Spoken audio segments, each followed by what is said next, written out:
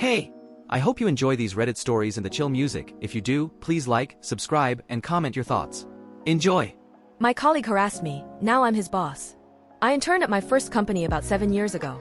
I worked with a guy, let's call him Bill, who is at least 15 years older than me, and married with a kid. He's the kind of guy that lifts the mood of the office with his jokes and friendliness. Everyone loves him. But he started getting creepy with me pretty quickly. It started with him getting close to my face and staring deep into my eyes. Then he would show me things on the computer and accidentally rub his leg against mine. I found him repulsive and saw behind his nice, funny guy demeanor. But at the time it was my first job, so I never reported him. Only my close colleagues knew. We all ended up getting laid off, so I didn't need to deal with that anymore. In the following years, he would reach out on LinkedIn asking how I was doing, but I mostly ignored him. Fast forward to 6+ years, a mutual colleague reaches out to me. Bill has been working with him for a few years, and he's interested in taking me on. At this point, I had been looking for work for 6 months, so I said yes, especially as it was remote and I wouldn't need to be around Bill in person. After 6 months in my role, I don't want to brag, but frankly, I've been killing it. Yesterday my boss told me he's promoting me to team leader, meaning that Bill will now report to me.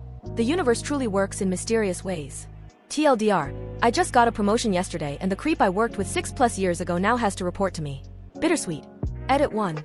I'm not out for revenge, y'all. I plan to be a good manager to him. It's the irony of the whole situation that tickles me. Edit 2. Some people are questioning my sexual harassment claim. Sexual harassment includes unwanted touching. This happened more than once. It wasn't just my leg, it was my whole thigh too that he was rubbing/touching against his. I know when someone is into me, and he totally was. When I stare at my ceiling, my eyes start to weigh a little. My fingers move across the screen. Another video of a thing happening somewhere to someone glides into view. It does not matter to me. I don't care about it. I sigh. My thumb slides over the power button. A click is heard. I let go of my phone. It falls beside me. I look up. I see the empty space between my ceiling fan and the corner of the wall. A light blue glow from my table faintly paints the surface. I stare at my ceiling. I feel a slight emptiness start to hollow out my collar. I breath in and close my eyes. I open them again. I cannot slip back into that hopelessness. It was a dark place. My eyes lock onto my ceiling fan to the left and then slowly settle to a spot directly in front of me. I stare at my ceiling. I could feel my eyes lock onto nothing. A vague memory of a reoccurring dream I seldom see floats in and out of my mind. It was formless. It was something I could not seem to grasp. The vague memory lingers. I start thinking. I think of the day I die. I image the slow drop into nothingness. The sudden switch to blackness. Either way I die. Either way me, the one that's thinking right now, looking at the ceiling, the entity that's conscious of its existence in this mishmash of atoms, will be gone. Never to be. Gone. The future will not be experienced and the past will never be remembered. Blackness. A slight tension creeps into my thighs and between my legs. I tense my toes slightly. The feeling goes away. I stare at my ceiling. The hum of my room's air conditioner. The slight ringing in my ear. Is it tinnitus? It goes away when I think about other things. But right now, I notice it. I heard it's peaceful. I heard people who have died and came back don't fear it anymore. My chest relaxes for a second. A sense of relief starts to wash over my stomach and then it stops. That sinking feeling starts to return again. Reality is cruel, but death is scarier. Each second I experience, I step closer to the second it ends. I imagine the second it happens. The sinking feeling marinates my back, I can feel my skin on my bed. I feel my arms rocking up and down with my breathing. That silent ringing in my ear is back. I stare at my ceiling. It seems to me that everything doesn't matter. Everyone is the same in the end. Circumstances, our brain chemistry, who we are born to, who we meet. All of these dictate the majority of our lives. Even if we have the will to make decisions, there's only so much you can change. Does it really matter? Reality is going to find its way back to beat you down anyway. I can only keep struggling. That sinking, it wells up my chest. I breath in deep. And I sigh. I close my eyes and I open it again. The feeling subsides. I stare at my ceiling. A slight frown. I rub my face. I shift in my bed. I hug my bolster. Tight. I close my eyes. But that sinking feeling, it lingers. I push my bolster away. I press into my chest hard. I return laying on my back. I open my eyes. And I stare at my ceiling.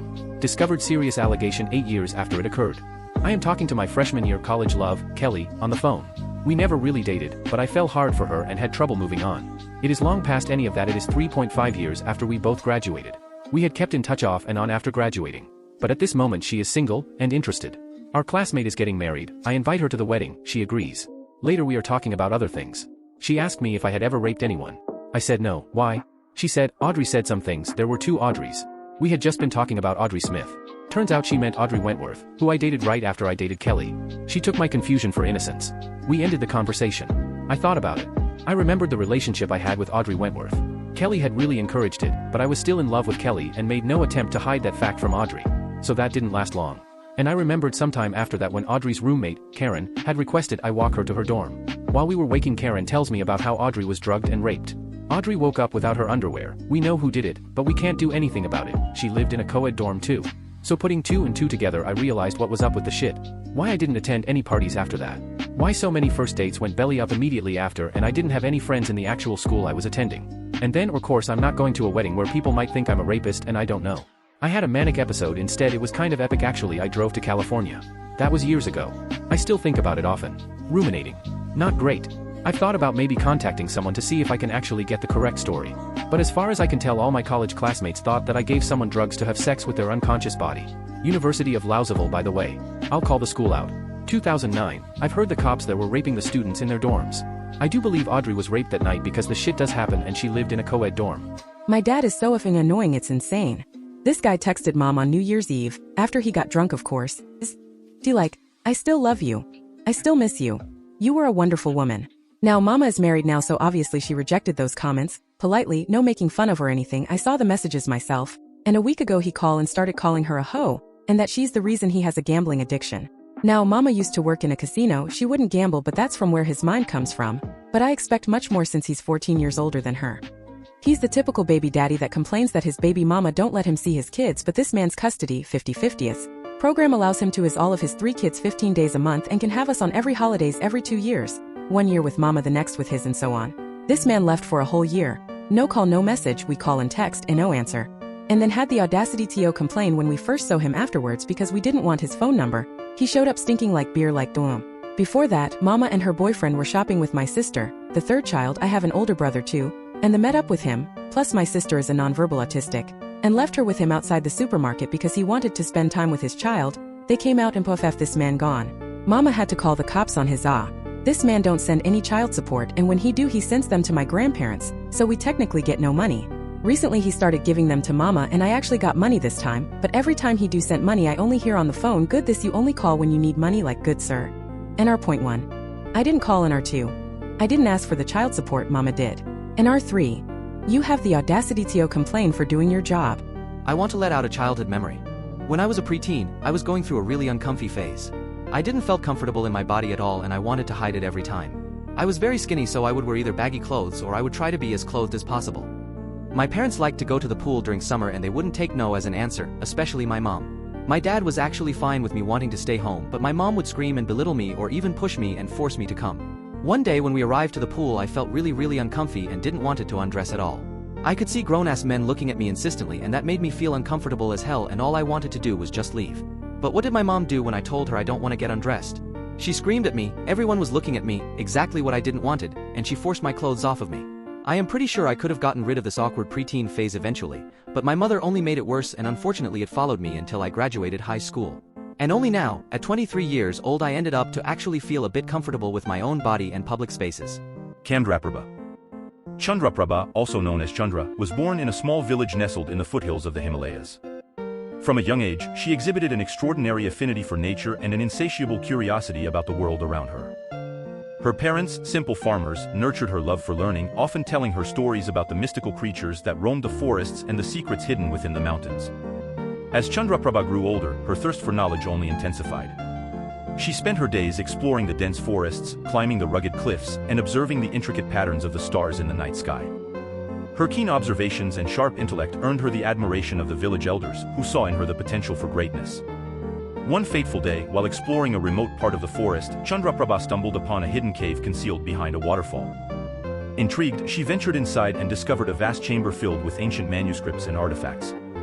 Among the relics, she found a dusty old scroll inscribed with cryptic symbols and diagrams. Determined to unravel its mysteries, Chandraprabha devoted herself to deciphering the enigmatic text. With each passing day, she delved deeper into the teachings of the ancients, unlocking the secrets of alchemy, astrology, and mysticism. Guided by her unyielding determination and boundless curiosity, she mastered the arcane arts and uncovered hidden truths that had eluded scholars for centuries. Word of Chandraprabha's remarkable ability spread far and wide, attracting the attention of sages and seekers from distant lands. They came to her in search of wisdom and guidance, seeking answers to questions that had long perplexed them. With humility and grace, Chandraprabha shared her knowledge freely, offering solace to the troubled and enlightenment to the seekers. But amidst her newfound fame, Chandraprabha remained humble and grounded, never losing sight of her roots or forgetting the simple joys of her village upbringing. She continued to roam the forests, communing with nature and drawing inspiration from the beauty that surrounded her. As the years passed, Chandraprabha's reputation as a wise sage and mystic grew, her name whispered in reverence by those who sought her counsel. Yet, despite her fame, she remained true to herself, always guided by her unwavering commitment to truth and enlightenment. And so, the legend of Chandraprabha, the Enlightened One, endured, her wisdom shining like the light of the full moon on a clear night, illuminating the path for all who sought the truth. Thanks for watching. Don't forget to like, subscribe, and comment your favorite stories below.